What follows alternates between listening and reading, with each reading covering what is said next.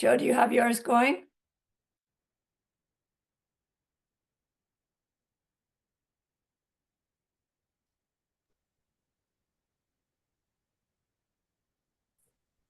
Okay.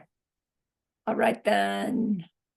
Welcome back. We are ACI Course 8, Class 4. Thank you everyone for sending me your homeworks. It's so wonderful to see you getting them done. Woo! I'm really rejoicing in that, as will you when it comes to doing your final exam and you have them all done, and yay. It is April 3rd, 2025. Let's gather our minds here. As we usually do, please bring your attention to your breath until you hear from me again.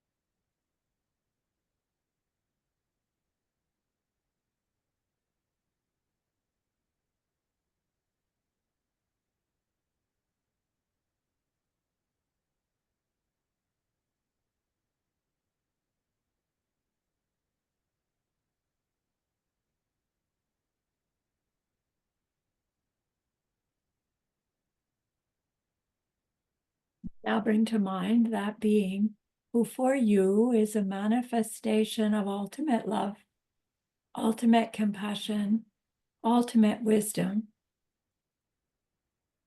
and see them there with you. They are gazing at you with their unconditional love for you, smiling at you with their holy great compassion.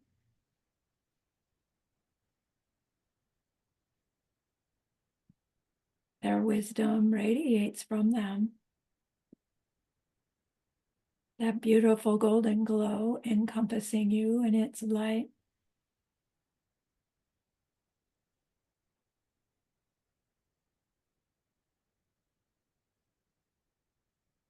And then we hear them say, bring to mind someone you know who's hurting in some way.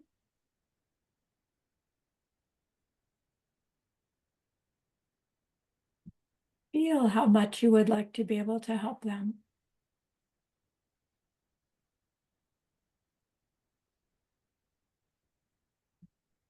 Recognize how the worldly ways we try fall short.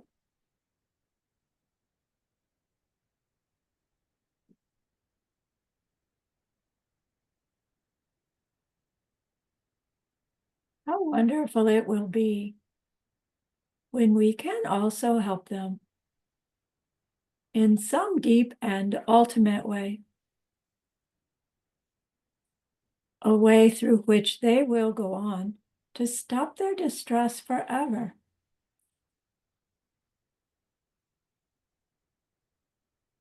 Deep down, we know this is possible.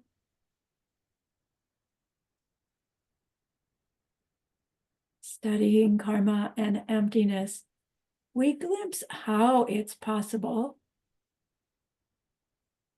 even that it's inevitable.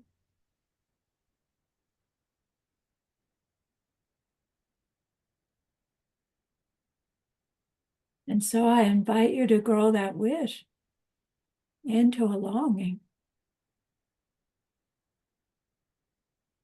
and into an intention and maybe even into a determination.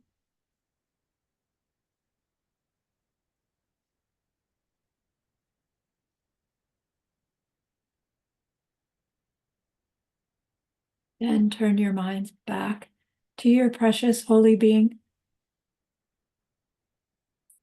We know that they know what we need to know, what we need to learn yet, what we need to do yet to become one who can help this other in this deep and ultimate way. And so we ask them, please, please teach us that.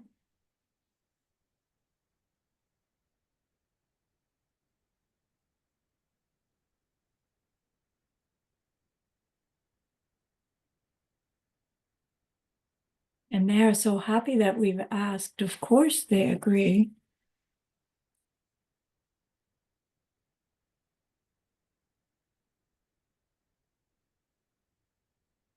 Our gratitude arises. We want to offer them something exquisite.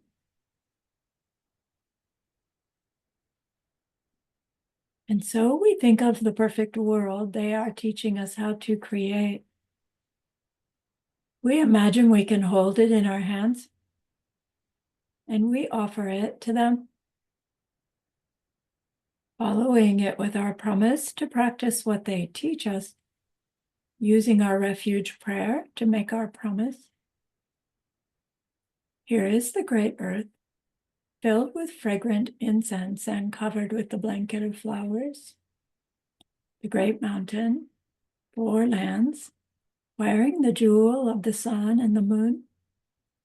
In my mind, I make them the paradise of a Buddha and offer it all to you. By this deed, may every living being experience the pure world. Idam Guru Ratna Mandala Kaunirya Tayami. I go for refuge until I am enlightened to the Buddha, the Dharma, and the highest community. To the merit that I do in sharing this class and the rest. May we reach Buddhahood for the sake of every living being. I go for refuge until I am enlightened to the Buddha, the Dharma, and the highest community. Through the merit that I do in sharing this class and the rest, may we reach Buddhahood for the sake of every living being. I go for refuge until I am enlightened to the Buddha, the Dharma, and the highest community. Through the merit that I do in sharing this class and the rest, may all beings reach their total enlightenment for the benefit of every single other.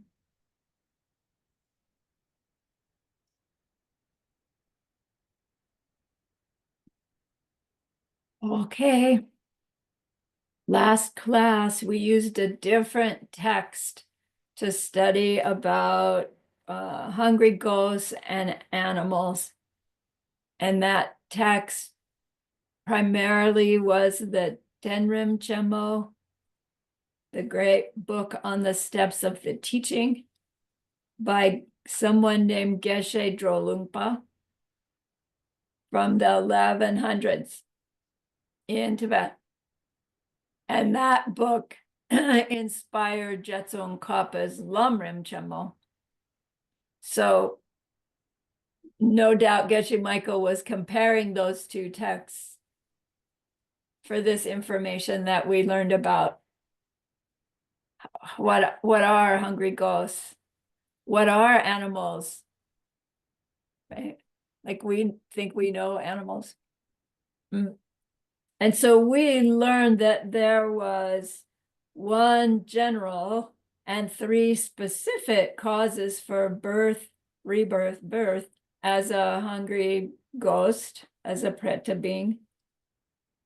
And that general cause, meaning any seed done by a deed that qualifies as a general cause, meant doing any of the 10 non-virtues with that medium strength, which, remember, medium strength was not just out of forgetfulness or carelessness or right being on automatic pilot as an ignorant human, and not premeditated, intended, right, setting out to lie to somebody to get your own benefit, doing it, happy you did it, would do it again.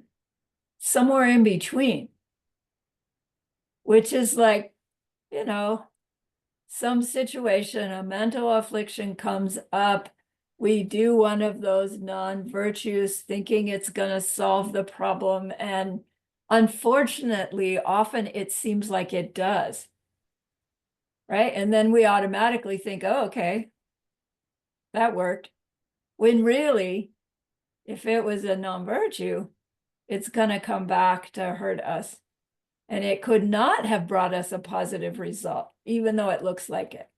So, you know, medium strength, we'd have to think about it pretty carefully to really be able to identify what might be a medium strength non-virtue, where I would make seeds that if one of those were to be the projecting karma, I'd end up hungry ghost, so that I'd know what to avoid doing, right?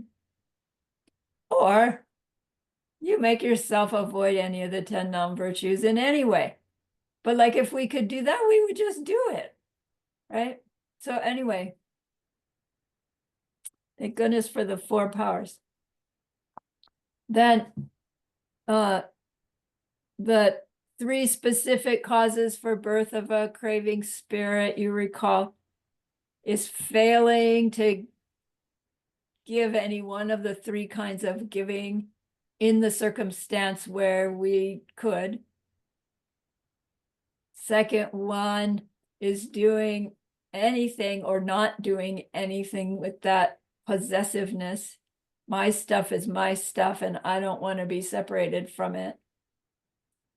And then the third specific reason for hungry ghost is jealousy, acting out of our jealousy.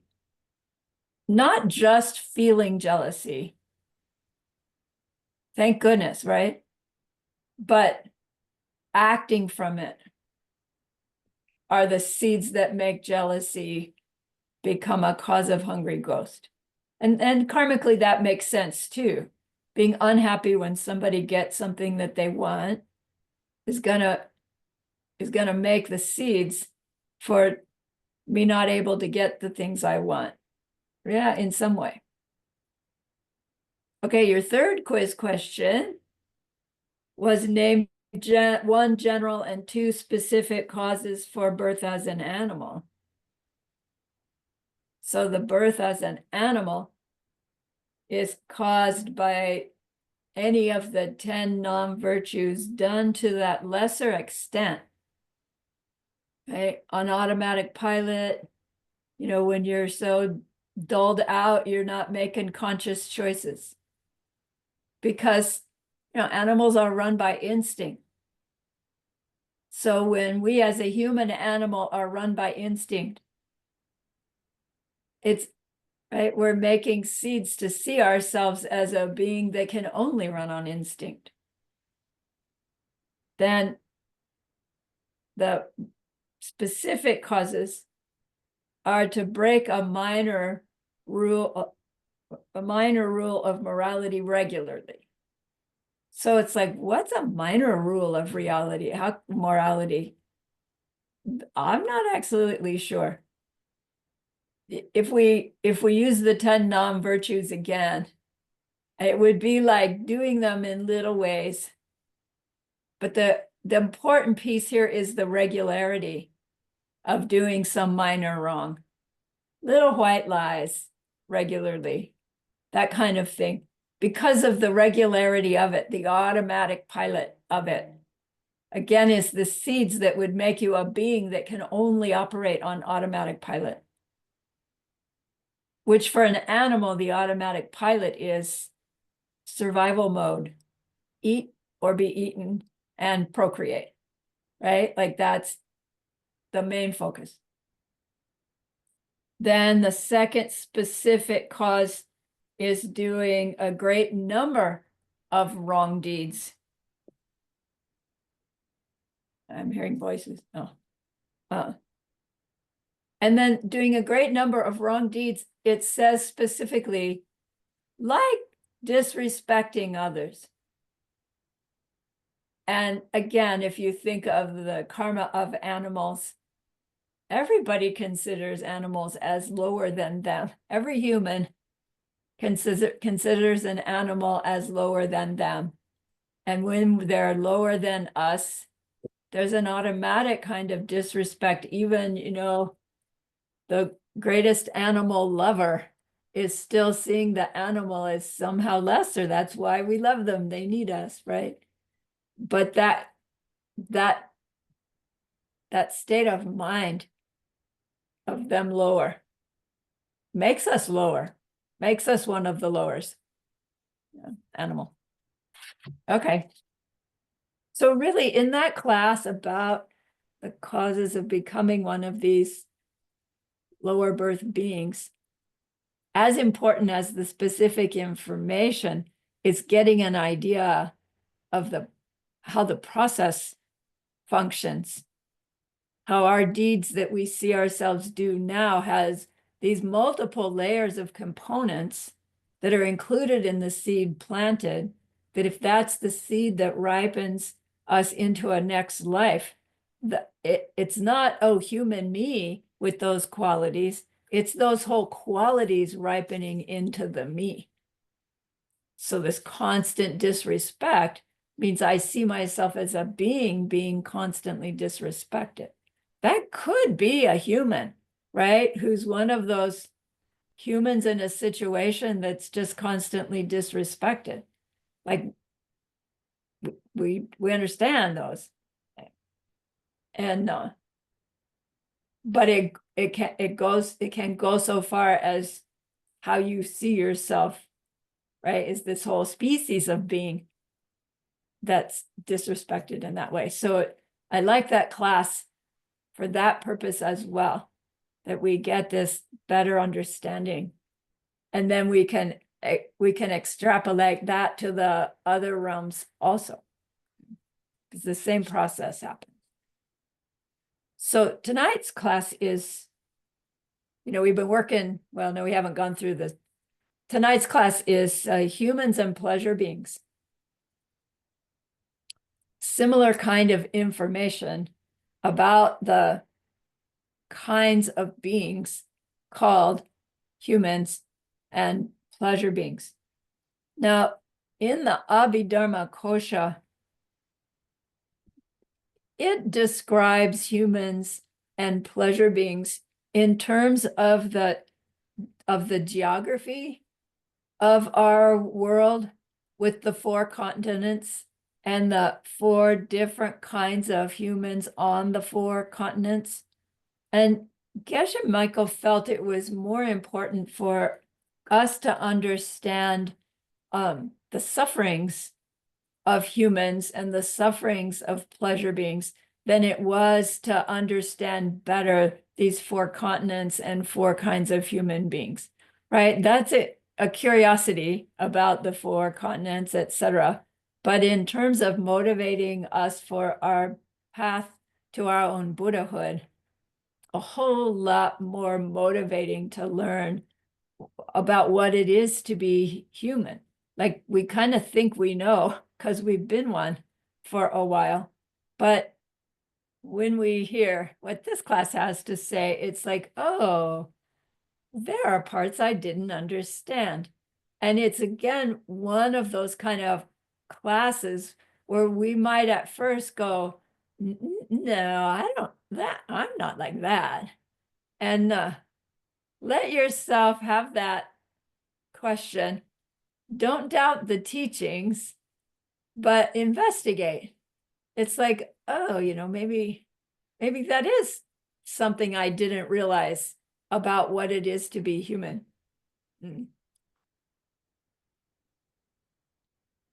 unfortunately, it's not very positive, right? It'd be nice, like tomorrow morning, come to tomorrow morning's class, we'll hear something special that's positive about what it is to be human. But tonight's class, it's like a kind of suffering that we're not aware that we have, that's unique to humans and pleasure beings.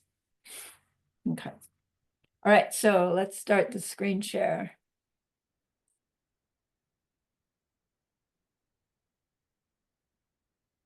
Here.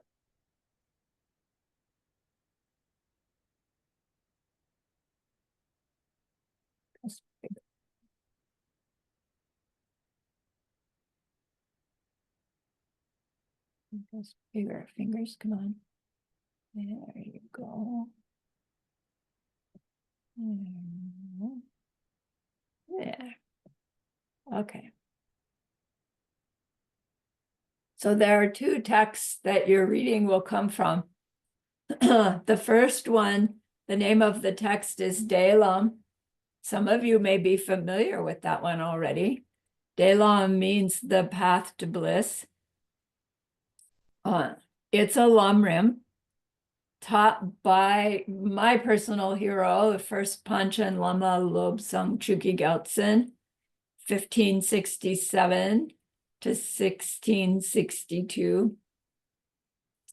He was an extraordinary practitioner. We've heard about him through Geshe Michael's Lamrim teachings.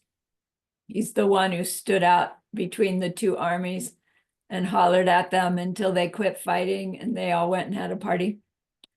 So he actually taught on Lamrim, and then it got written down and it becomes this text called the Delam, the Path to Bliss. Beautiful, beautiful text. And then someone came along later, 100 years later, and wrote a commentary to it. And that commentary is called Rinchen Bangzu. Rinchen means precious, precious, precious one. Bangzu is the jewels, sorry, a chest of precious ones. So here meaning the chest of jewels. You know, I get in my mind, this big wooden rectangular chest, and it's got the curved top, you know, and it comes up with its hinges, and inside are all the gleaming jewels, pearl necklaces, diamonds. I don't know where that image came from, but you know, the one who owns it is going, oh, my gold, like all their wealth in that one big treasure chest. This is Rinchen Bangzu. So a commentary on Delam, telling you like what's inside the Delam is like this chest of precious jewels, and it really is. So this commentary is by someone named Nilchu Dharmabhadra. His dates are 1772 to 1851, again, a Tibetan in the Gelugpa lineage. And someone that if you go on to study the Diamond Way, will become familiar with. We'll study from many of his texts. Lama Quicksilver, he gets called. And then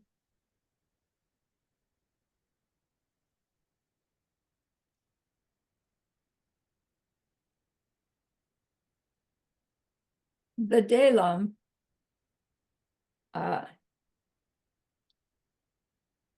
when it gets to this section about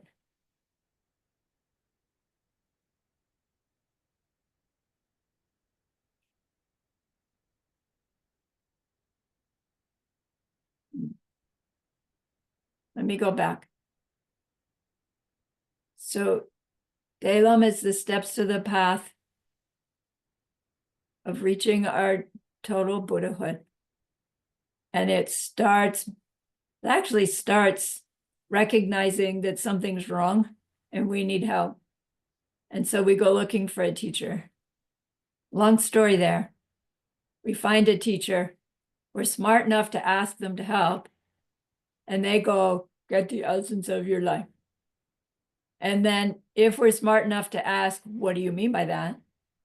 Then they point out the rare and precious opportunity that we have as a human being.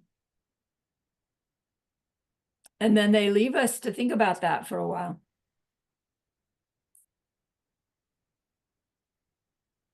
And if we think carefully about it, we'll actually come to our own next conclusion, which is, gosh, I could lose it at any moment, and that's our impermanence.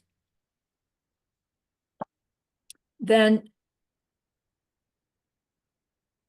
from impermanence, we would recognize or get taught that, just because you're a human now does not guarantee that you'll be a human again.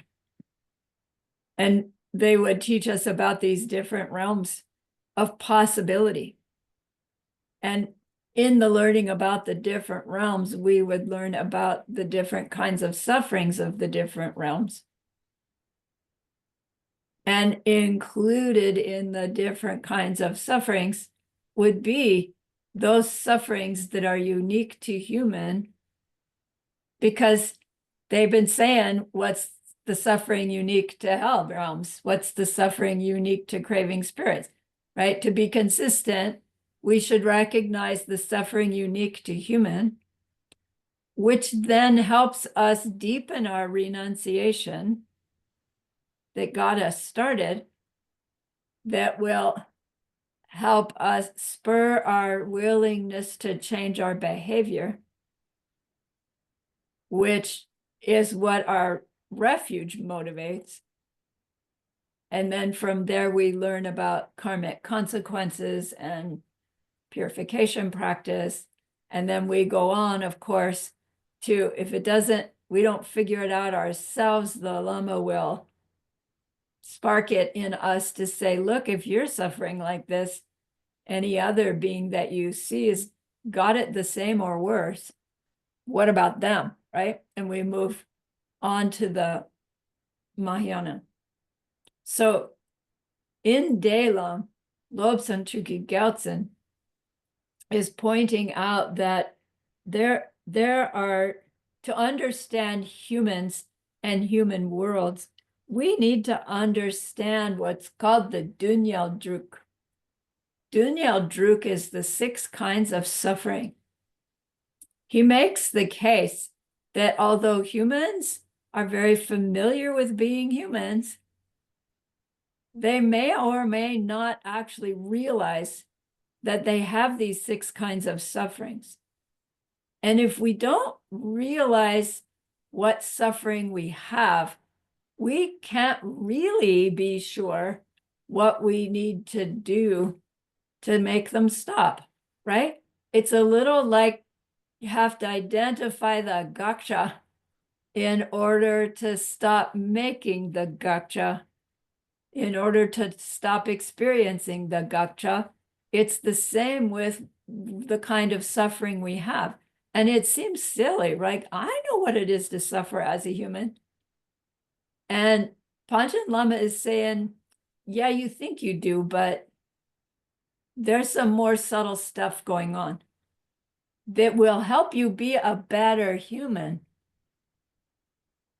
if you understand these underlying sufferings. So again, this whole course is a big downer. Like, if you thought you were suffering before, just wait. And the end result is good, I hope. I hope. So there are 6 sufferings that are unique to humans and pleasure beings.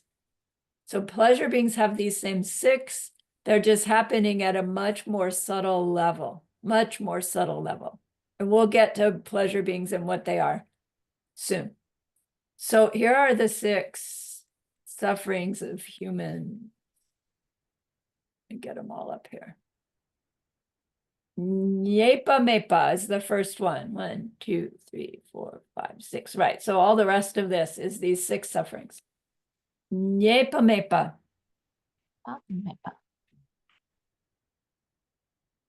Me up, me up, me up, me up. My hearing, okay. There. Mepa means not, and Nyepa means fixed. So one of the sufferings of humans that we mostly don't realize we have is that nothing is fixed. Things shift so unpredictably. And that shifting nature of things is a suffering. We really know it, right? 1 minute, Mary is my best friend. All of a sudden, we're not talking anymore, right? It's happened to all of us, hasn't it? Probably as kids or teens. And we just go, yeah, that's, what it is to be human. But it's a suffering. It doesn't have to be like that.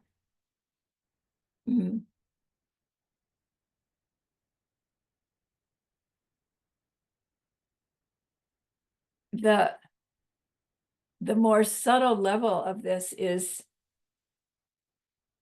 I like something, and I put a lot of effort into getting it. And then I have this like ingrained urge to continue to do that, to get that. But then it's like, I don't care about it anymore. It shifts. The thing doesn't bring me the pleasure that it used to, or maybe it never did in the first place. And I need to find something else that will take its place. Just shifting. Never, ever stable. Right? We meet someone new, we fall in love, and 6 months later, right? Or 60 years later, right? They die. Either way, the whole time it's been shifting. The problem with that is that we want things to stay the same. We want something to be solid enough that we can rely on coming back to it, right? That every time I go to bed, my bed will be comfortable and safe. And it's been like that for almost my whole life. So I assume it's gonna always be like that, which means, of course, I don't need to do anything to ensure that it continues to be like that, right? Most humans have no understanding that my safe bed tonight will be a ripening of some kind of safety I provided for somebody else in the past. And I admit, I don't think that every time I go to bed in my safe little bed. But it's not that in it from it. Okay, so the very nature of a desirable thing is that it is a projection forced by karma. We know all the words. It's a ripening result of some way in which we have brought something similar to another. And that happens moment by moment by moment by moment. So of course things are shifting. Technically, they're shifting every 65th of a second. Fortunately, the shift is so minuscule, it still seems the same until enough shifts have happened that it's not the same. And now it's morning and it's time to get out of that comfortable little bed. So what changes, really, when your friend becomes your enemy? Oh, they met somebody else who influenced them in this ugly way, and then they changed their personality, and that's why I don't like them anymore. And it's like, really, what changed? Yeah. Yes, maybe that happened, maybe it didn't. But either way, it's my experience of that change having happened. Right. And it's like if we weren't already knowing the punchline, my mind would still be going, no, no, they changed. It was my karma for them to change. Do you see? I'm still saying the wrong thing. No, my seeds changed me and them and my experience of them. I don't know what they experienced.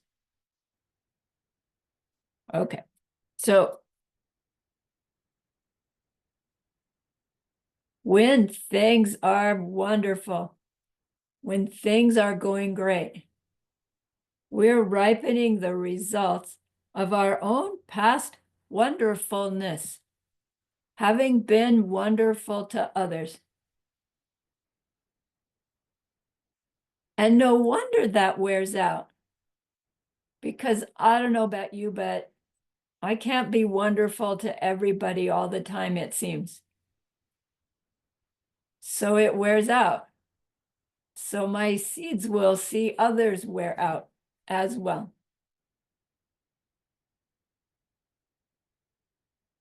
As we wear out our wonderfulness without replanting new, we use it up.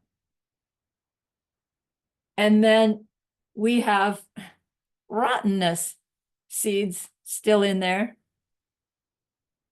And when rotten me seeds ripen, rotten other is the experience. It could be the same face as before. It could be a different face as before. It doesn't make much difference. It's still coming from my rotten seeds. They say this really like wrenching thing that to perceive ourselves as young is ripening of goodness. And as ignorant humans, we have angers and resentments that things don't go our way, maybe even especially as teens. And that anger, we've learned a moment of anger, at a bodhisattva can damage our whole store of virtue. But any anger is not only replanting anger, but it's negating some goodness, right? So if we have anger that's this big and some goodness that's that big, they kind of do this. So if our anger is really big and our goodness is little, like our goodness gets squished. Fortunately, we have lots of goodness and not much anger, so the goodness just goes down like this. Do you get it?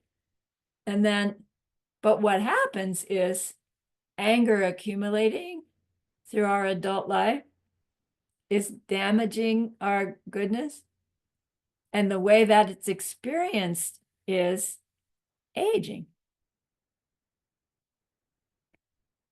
We wouldn't age if in our young years, I mean, like younger than we are right now, is young, we didn't have so much anger. Blaming others for unpleasant things is what we mean by anger. And then that anger burns out goodness, and that lessened goodness ripens as my world's getting worse. It's harder to do everything. I'm looking uglier, right? My life is coming to an end. That's all a result of burning off the goodness that we started with. Scary thought, right? Because to just hear it doesn't mean we can go, oh, I'm going to turn that off. I'm going to stop doing that. If we could, aging would stop.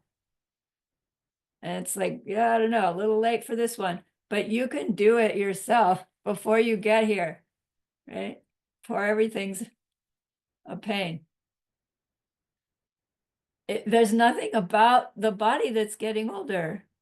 There's nothing about my outer world that's getting worse. It's goodness having been, right, squelched by anger. Nuts. Because right now, the state of, my country, I'm angry about it. And it's like, oh no, that's just going to make everything worse. So why am I talking about that? Because it's part of this no certainty. We think we have certainty because things seem to stay the same. And we know eventually they're going to end. But we really don't live in the knowing that, like, at any minute, our seeds could shift. And it's like, ACI class? What in the world is that? Why would I be interested in that? Right? Not even, I used to be interested, but now my circumstances are changed and I can't do it anymore. Not even that. Just like, what is that? Who would, it just like whole shift in perspective. It can happen. It has happened to people. Yepa mepa, a suffering of humanity that we don't really know we have. Until it's pointed out. And then it's like, oh yeah, duh. Next one, Nyomi Shepa. Nyomi Shepa, I don't know how the words break down, but it means no satisfaction. You know that song from, I think, the 60s? I can't get no, everybody sings it, satisfaction. And it's true, like that whole song is true. So remember that song. That's this second of the 6 human sufferings. We see something we like, something we want. We go and we obtain it. They say it becomes a part of us. Anything that we own, human is to say, I'm me and I own that. It belongs to me. In Tibetan, they say it becomes a part of you. It's kind of a clue, really, for later. So we now own the thing. And it's supposed to make us happy. But what actually happens? Now we have the additional stressor of keeping it, taking care of it, knowing where it is, knowing if it's safe, making sure nobody's going to break it or hurt it, or deciding who we'll share it with and who we won't share it with, right? The list goes on and on because it's mine and it makes me happy. It makes me happy. We cling to it.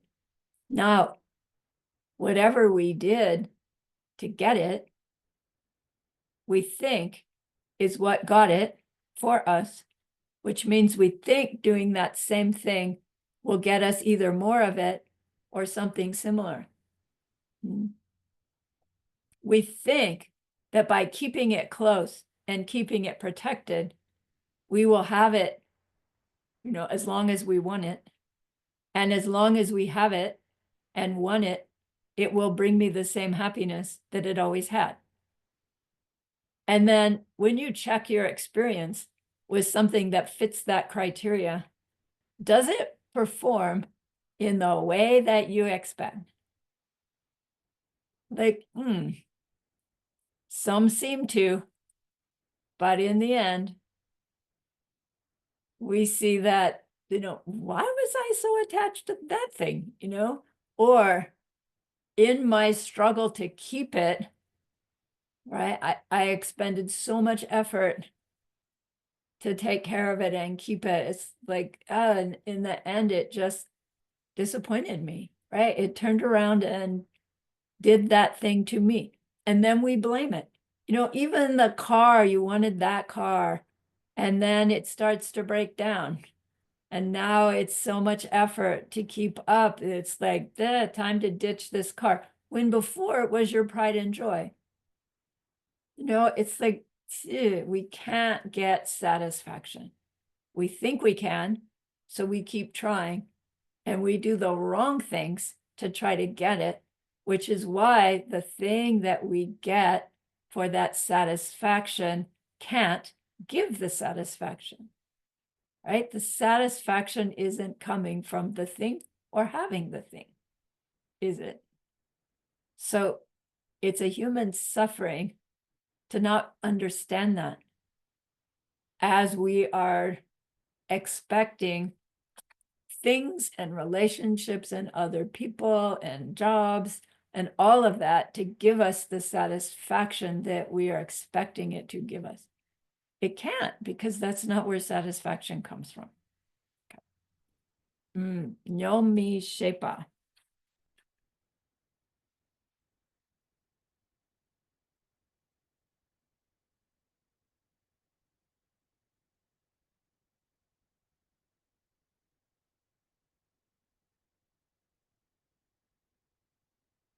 The scripture says, in fact, at the human and pleasure being level, our pursuit of happiness is in fact the pursuit of more suffering.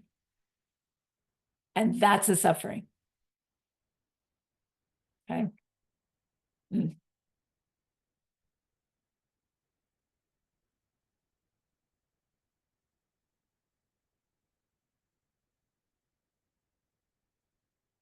So Geshe points out that it doesn't have to be that way, right? It is that way. That's what makes a human realm. But even though we are identifying as humans now, our true nature is not that. Our true nature is not any of those kinds of suffering beings. And so it is not the case that this thing you call you will always be out for contentment that it cannot get.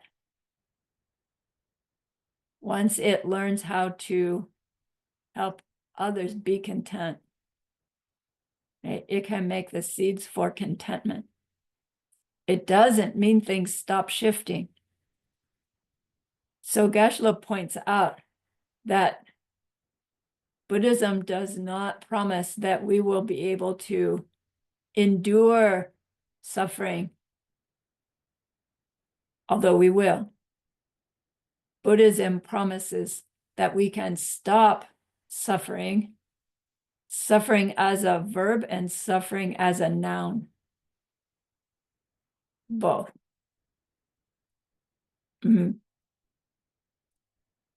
And the better we recognize the suffering that we are experiencing, the better we can figure out how we're creating it and recreating it, the better we can stop recreating it. And so stop it for everyone. Both sufferings, the verb and the noun. Okay. Third, 1, 2, 3. Third of the 6 human sufferings is Yang Lun Dorwa. Yang Lun Dorwa. Yang means again and again. Again. Lu is body, and Dorwa means shedding. So this means we will shed our body again and again and again.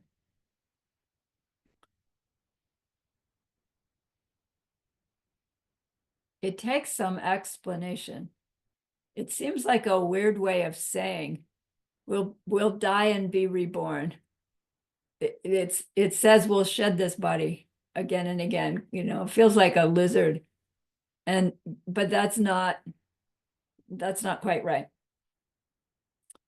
It does literally mean that we'll give up this suffering body over and over again. Not this one. I'm only going to give this one up once, because the next one I get that I'm going to give up, whatever body it is, will be different than this one. But that next one is going to get given up as well. And the next one and the next one. And it's like, come on, really, is that so bad? You know, I wouldn't mind giving this body up for a newer model, but it's not so much the fact of the giving our body up again and again and again. It's that our obsession with this thing, our body, as so much of our identity that we are willing to grossly or subtly harm others to take care of this. That the suffering comes when this very thing that we work so hard for finally ditches us. We're left with this kind of resentment, you know, after all I did for you kind of thing. Not in so many words, right? But eventually this thing is gonna cease to be recognized. But the karmic seeds that I did on behalf of it, they go on with me. The body does not, but the seeds I did to take care of it go on. And that has a sense of betrayal in it on some level. You know, it's like, I fed you so well when I wanted to do nothing but eat potato chips. And then you just get sick and die anyway. What's up with that? That kind of idea. You're not going to go through that as you're going through the death process. But the quality of mind about, you know, you let me down, or resentment, or what am I trying to say? It really is that sense. After all I did for you, you do this to me. That feeling. Is this suffering yang yang lundorwa? Right? We will resent that that the body's withdrawing from us. They call it shed the body over and over again. The suffering of shedding the body. But you see, the suffering is the fact that I will keep the karma of what I did on behalf of that body, and that body's going to let me down. That's the suffering here. The next one, yang yang ying sam jorwa, yang yang ying sam jorwa. Ning sam jorwa is the phrase they use that means to be reborn. The literal words means to go over the threshold, to go over the threshold into the next life. Kind of implies I'm here, there's a threshold. The threshold is the place where your door closes. You know, there's a little rim there and the door fits into it. In construction, that's called the threshold.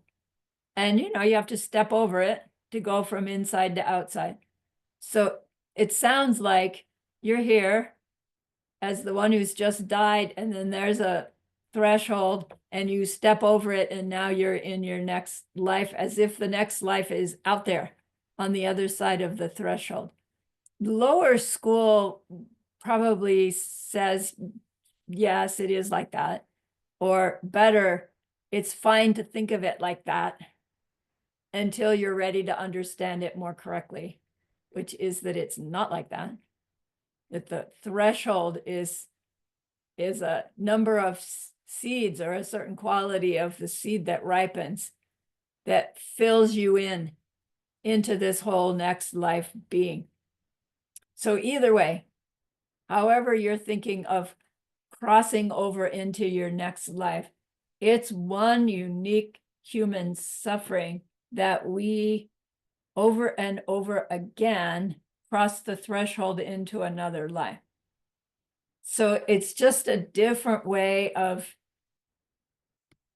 a different perspective from the Yang Yang Lundorwa, which is I have to shed this body again and again, is on the other side of that, I'm going into another life over and over and over again. And it's like, why would that be a suffering? You'd think it would be a good thing. Mm.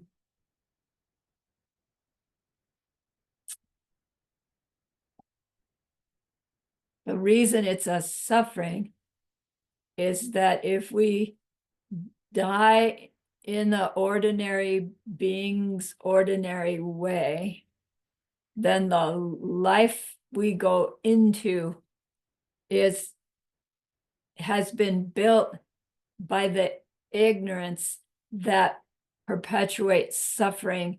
And so that next life is going to be another life of suffering, either more than what we just left, similar to what we just left, or less than what we just left, but not suffering. So it is a suffering. That's true of all beings, but apparently there's something about humans that has some level of awareness of this, or can have some level of awareness of this. Maybe that's more accurate. To recognize that, in fact, taking involuntary rebirth is a suffering and a perpetuation of suffering. The causes for more. Both the verb, it is suffering, to take on another suffering life, duh. And it's the cause of more suffering, because we'll plant seeds in the wrong way to get what we want and avoid what we want, no matter what rebirth we take. Yang Yang Ning Sam Jorwa.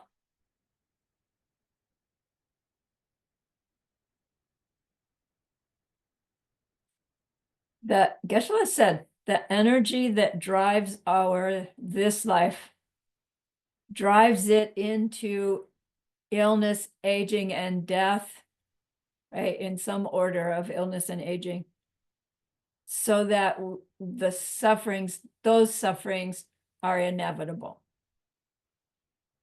because of the way we made the seeds.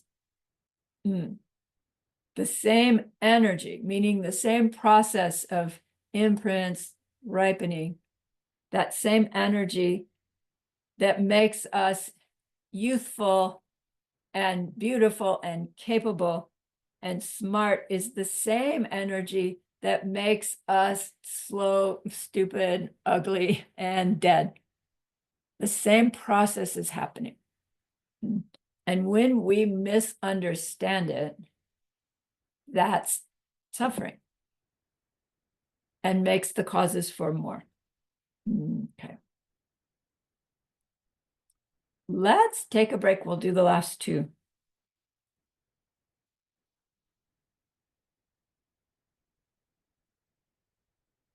Here's my share button. Stop share. Stop share. Pause record.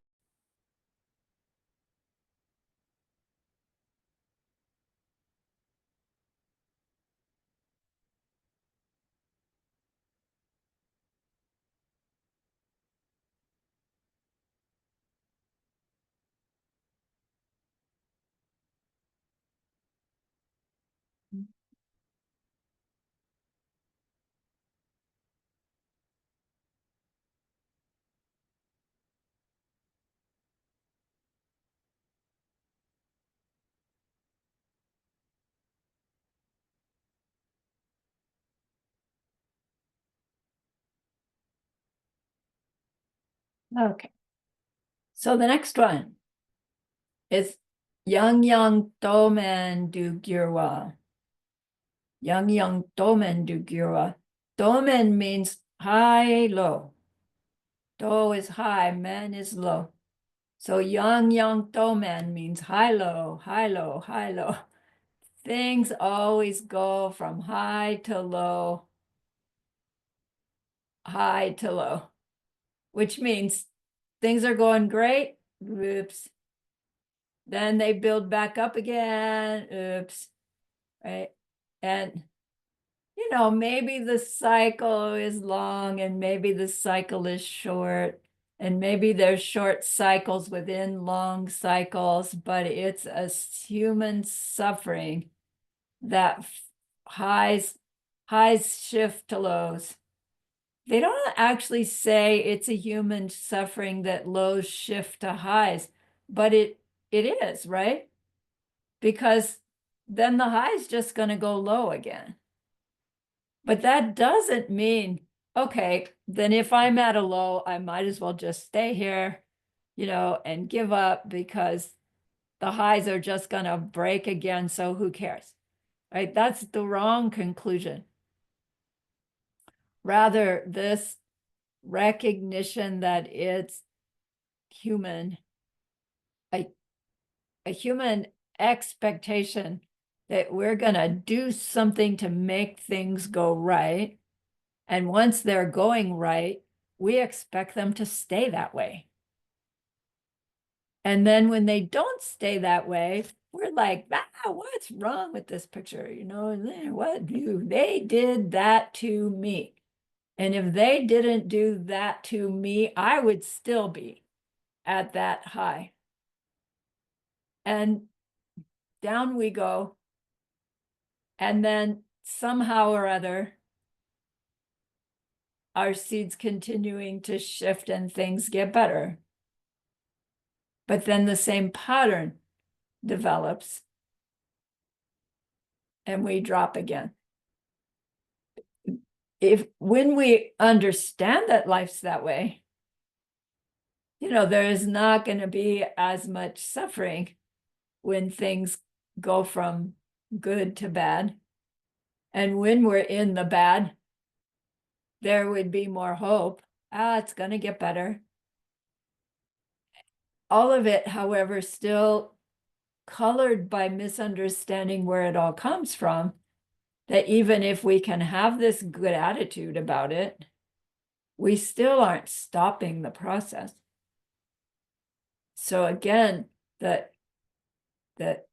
goodness of being human, misunderstanding where it actually came from in the first place, means that we're using it up as we are human, and we're doing things to try to gather and keep the pleasantnesses that come to humans and hold on to them, all in the wrong ways, so that we can't keep them, because they were made with seeds of misunderstanding. And so they will wear out. Yangyan Tomen de Gyurwa. There's always the change. De Gyurwa means change from high to low.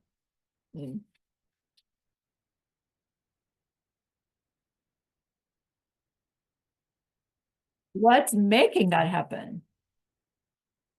It's that constant change as of projections changing. The he did that to me was projections happening.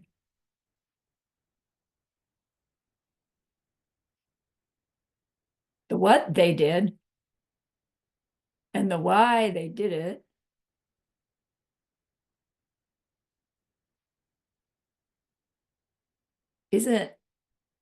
isn't really the suffering. The suffering is the belief that they did it to me, versus my seeds made them do that to me. When we understand my ripening results of past deeds made them do that unpleasant thing to me, it is still unpleasant, but we don't have the blaming them factor in the unpleasantness. That alone makes us replant the ignorance that perpetuates the habit of blaming other for our pleasantness or unpleasantness. And that blame is mistaken.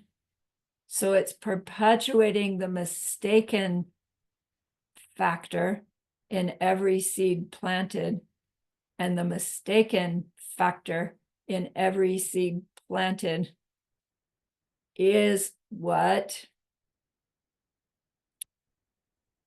perpetuates the wrong belief that I get my pleasure from that and displeasure from this.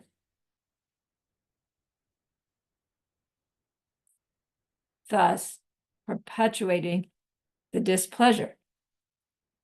Even the pleasurable thing actually brings displeasure, either in the moment or once it wears out, or once we can't get it again.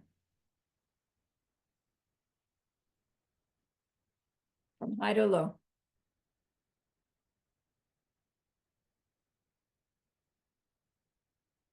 Including the high being born to the low of dying. Right? That process is going on from the moment of conception.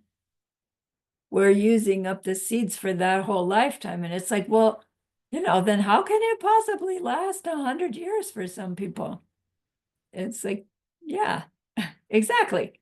Right. And for others, it only lasts 3 months. How can that be? Right. How can it not be? Anyway, young Tomendagua.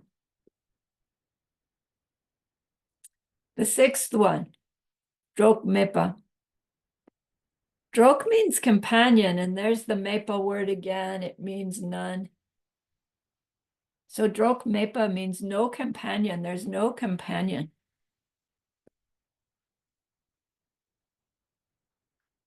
And this again has many levels. On a very beginning level, we would see that for many of us, it's very uncomfortable to think that to find ourselves in a situation of being totally alone. For me, like the scariest thing would be to be all by myself in a country where I don't speak the language, and like no ability to communicate. Everything's new. I have no idea where to go or how to get anywhere. Like to me, that's like I could be surrounded by 1,000,000 people and I would feel like lost and alone. And it's scary. And then it's like, oh, well, that's never going to happen because, I wouldn't choose to put myself in that situation. Rather, I'll always make sure that I'm in a place where I can communicate or I have somebody with me who can. Like as if I have some kind of control over my life, but it appears that I do. Because I've managed to stay out of that situation of, all by myself. But my reason for talking about it is that, most of us, even if we say, oh, I'm an introvert, I love being by myself. If we really stop and think, it's like, yeah, but I'm not really all by myself. I know that if I had a need, I have a neighbor I could call, right? I have a grocery store I can go to, right? All of those at a distance relationships, I still rely upon. I'm not really all alone, all by myself. And to think that we are is unpleasant and actually downright scary. So Drokmepa has this connotation that in the end, we will be all by ourselves going through that process of dying. Your family can be gathered around your bedside, but you will reach a point where your sensory input has failed And even when they're holding your hand, you won't know that they're there. The last thing that goes is hearing. So they'll be whispering, I love you, everything's going to be all right. But you'll be at a point where you won't really know, oh, that's my daughter whispering to me. You'll hear, but the identity, me, my daughter, I don't have a daughter, but I'm using that as an example, is already gone. You're going through that dissolution process all by yourself. And it's scary because we really haven't ever realized that, in fact, we are actually all by ourselves. But that doesn't mean to say, you know, when we think everything is my projection, right? That me is the only really existing thing, and everything that's coming out from me, it's all like a movie. It kind of sounds like this Drok Mepa is confirming that you're the only thing that exists and everything else is like a dream. And that's not what this means here.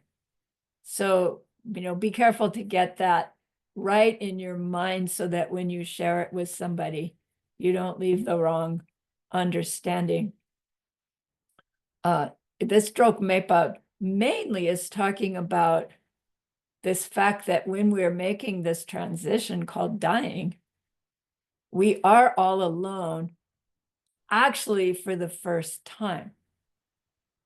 Because all the rest of the time in our human life, we have some kind of relationship to reach out to. So we don't recognize that, in fact, each of our worlds is unique to us. So that, like that understanding, you don't share with a beginner on their path. Like if I had heard somebody say that to me when I remember first really cooking this stuff deeply in the late 1900s, early 2000s, they would have just like, oh, you know, I don't understand what that means. And now it's like, oh man, that's such a window into possibility that I love to hear myself say it. I do it all the time. Ah, unique to this one. I don't even call it me anymore because me gives the wrong impression, but unique to this one. And so like sharing it, adding it, because theirs is unique to them.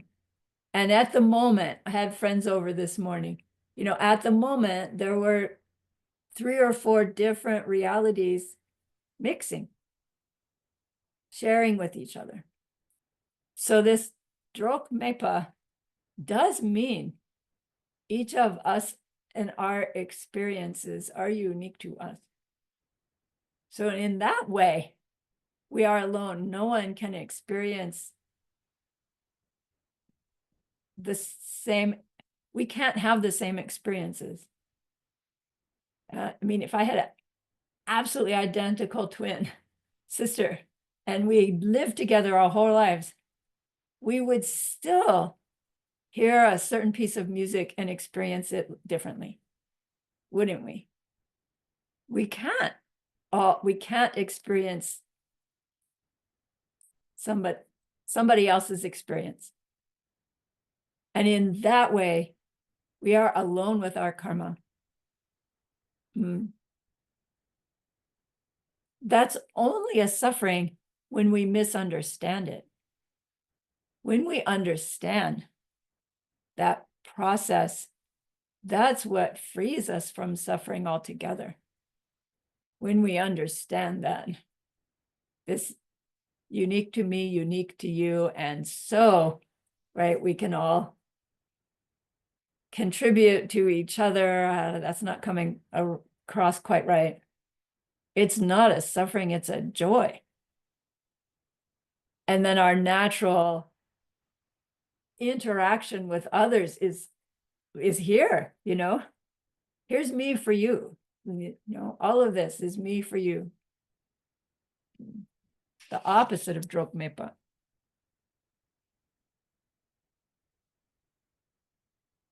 We go through life depending upon our companions for our comfort, our security, our happiness.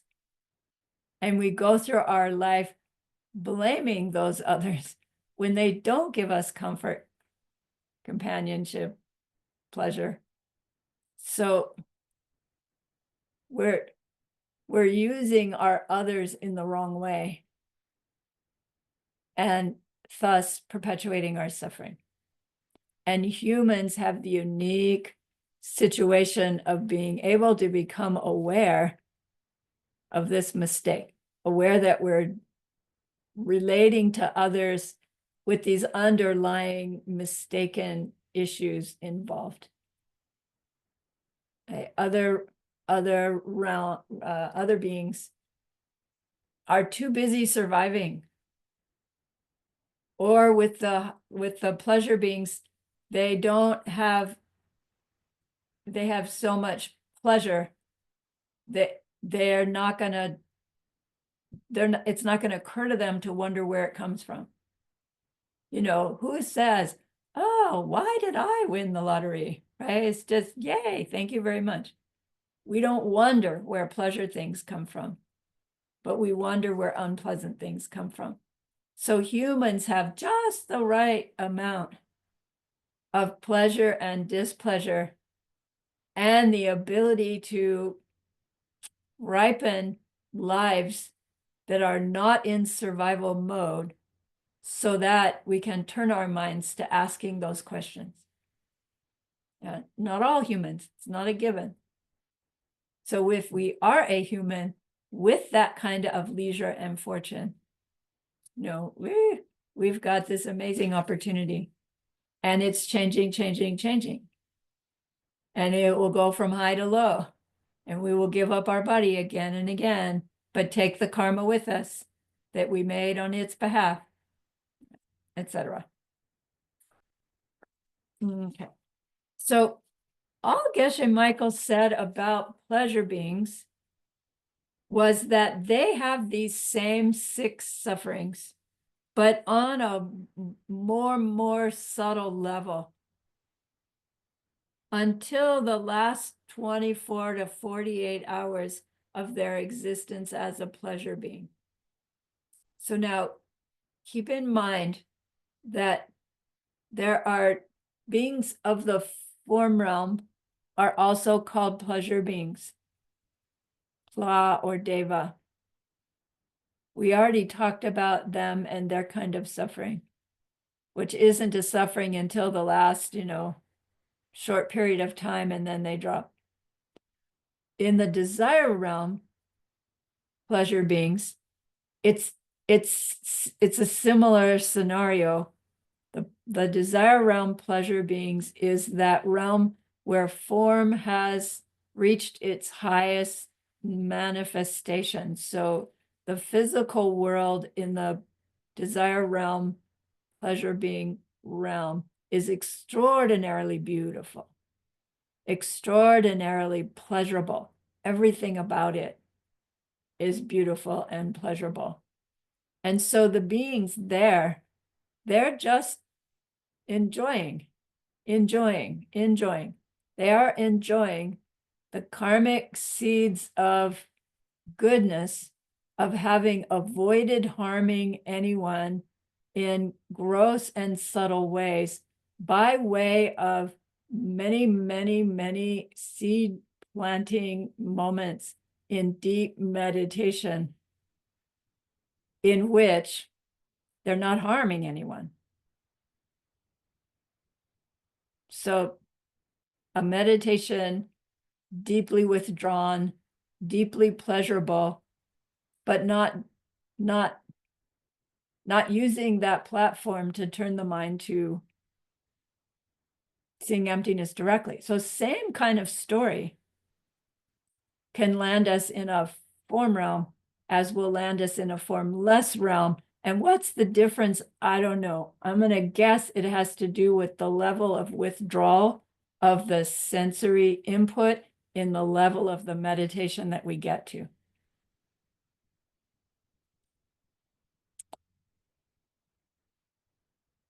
So desire realm pleasure beings are pleasured out in a realm that has exquisite, beautiful form. They live a long, long time, enjoying themselves there. And then as their seeds, they're using up their seeds of goodness. Not just the one that pushed them there, but all the rest of the pleasure-making seeds. They're using. Eventually they use them up. So you could see how it could take a long, long human time. She used up all their good seeds from all their lifetimes before. And then when they're running out in this last period of time, human 24 to 48 hours, they get ugly, they start to stink. Any other being that was around them distances themselves. They find themselves all alone and giving up their body and resentful that it's doing it, going through that process alone from high to low and ending up being pushed into a new birth, which is gonna be a lesser birth. And they say probably a really, really lesser birth because they've used up all their goodness.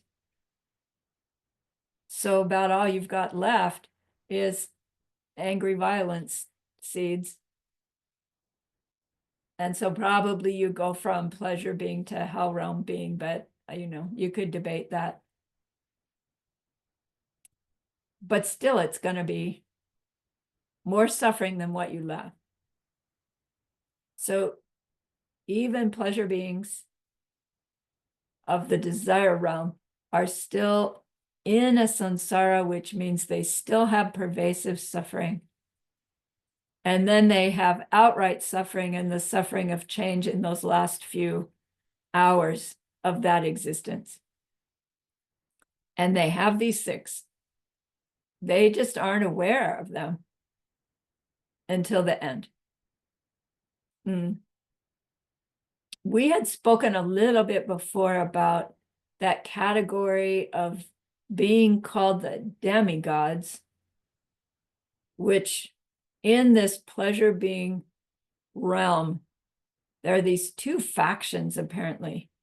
And this is, one of those teachings I have on the shelf because it doesn't quite make sense to me that you can live in a realm where form has reached its highest evolution, so exquisitely beautiful, be a being who's pleasure, and more pleasure, and then see this other, like this group of neighbors who's looking at you and who's jealous of what you are and what you have.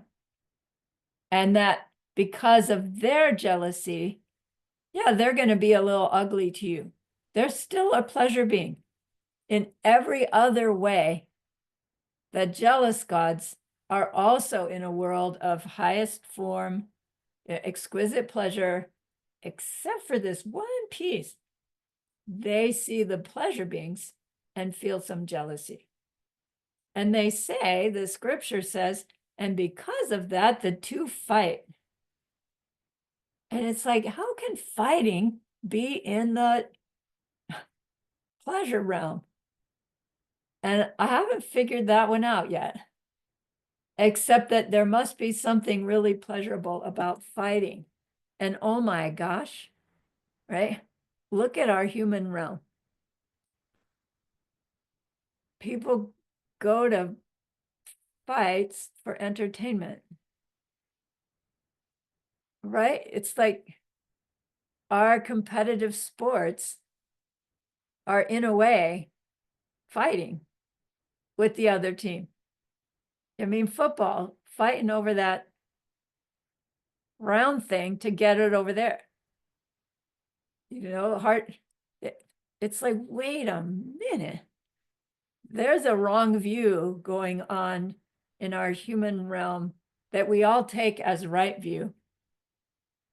And then maybe there's something in there about how it could be that as desire realm beings, it's pleasurable to fight, but what seeds are you making as you fight, thinking it's pleasurable? Oh, right. So it does seem to me like you're making suffering seeds while you are in the pleasure realm, if you're amongst this group that are fighting. And because you are interacting with other. Whereas apparently when you're a pleasure being that it's just your pleasure being, somehow you're not interacting with other. Again, I can't quite grasp that. But it's like two really wealthy beings. And they go out to dinner. And maybe it would be like, I'll buy my own dinner, you buy your own dinner. Because you both have enough resources, so you just take care of your own. As opposed to, let me buy your dinner. I mean, how many of not wealthy people go and find a wealthy person to go take out to lunch? We don't. We take somebody less fortunate out to lunch. Nobody takes the wealthy people out to lunch. They should take us, right? But it's like, oh, wait, wrong view there, Sarani. So something like that in the pleasure realm. But so the important piece is we don't aspire to be pleasure realm beings because, yeah, it's pleasurable for a really, really long time, but then it wears out. And then we've used up a whole lot of goodness that we could use in a different way, maybe. So we don't aspire. My guess is that there are spiritual traditions who believe that what the equivalent of what we're saying is a pleasure realm would be what they're aspiring to, like calling it heaven. And, no need to fight with them about that. But recognize it's like, I hope they're thinking correctly about the heaven they're aspiring to, or, right, in the end, they'll lose it. But I don't know, that maybe is not such a bad thing. So, pleasure beings. Still suffering beings. Both the pleasure beings of the desire realm and the pleasure beings of the form realm. Suffering in different ways, because form realm is more subtle. Desire realm beings are suffering in more subtle ways than humans, but in grosser ways than form realm pleasure being. Got that in your head? Okay.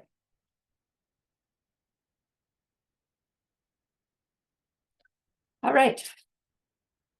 That's class 6. We're done early. Hooray. Yeah.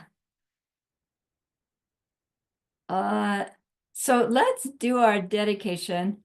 And then if you have questions about anything, I'm happy to stay. If you feel like, I just want to cook this material without getting distracted, that's okay too. We can say goodbye early and I will keep the minutes for the future. So remember that person we wanted to be able to help at the beginning of class. We've learned a lot that we may or may not ever share with them specifically, but that we will use to go on to become a being who can help them stop their suffering forever. And that's an extraordinary goodness. So please be happy with yourself.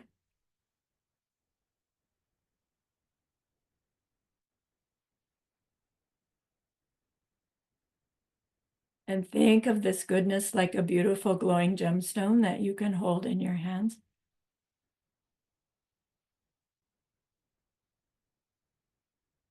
Recall your own precious holy being. See how happy they are with you.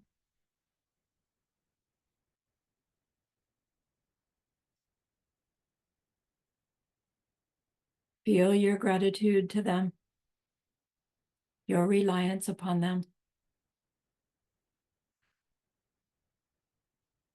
Ask them to please stay close, to continue to guide you, help you, inspire you, and then offer them this gemstone of goodness.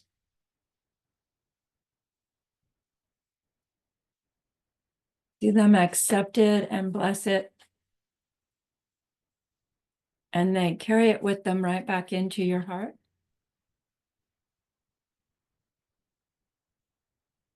See them there, feel them there. Their love, their compassion, their wisdom.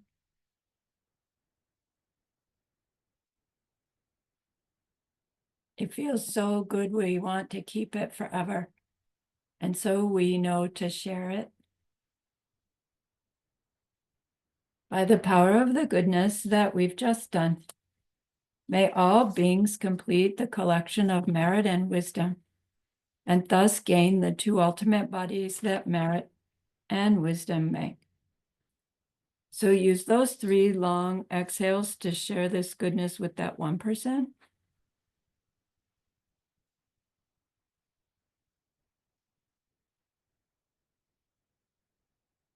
Just share it with everyone you love. To share it with every being you've ever seen or heard of. See them all filled with happiness, filled with loving kindness. And may it be so.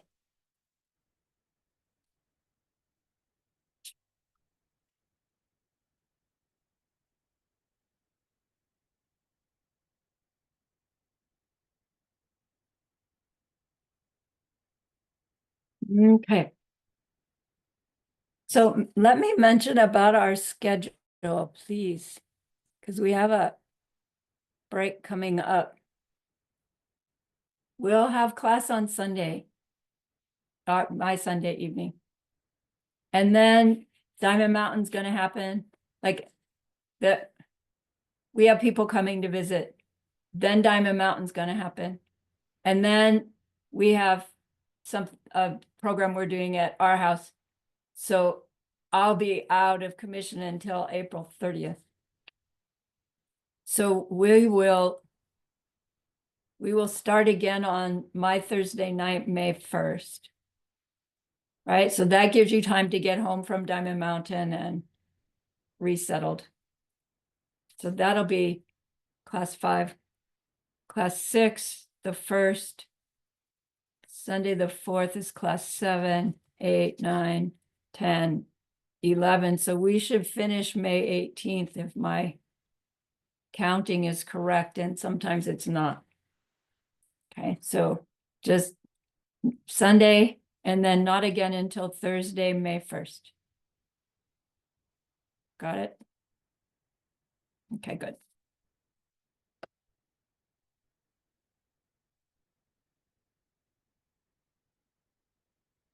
All right, though, so that's all.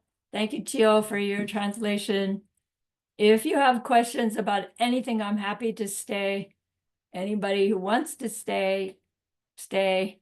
Otherwise, go by, click off. I'll click off last. Going once, going twice. Hi, Daria. Going 3 times. Thank you for teaching. Please stay. Okay. Bye-bye. I'll see you Sunday. Thanks again for doing your papers. That pleases me so much. Bye-bye.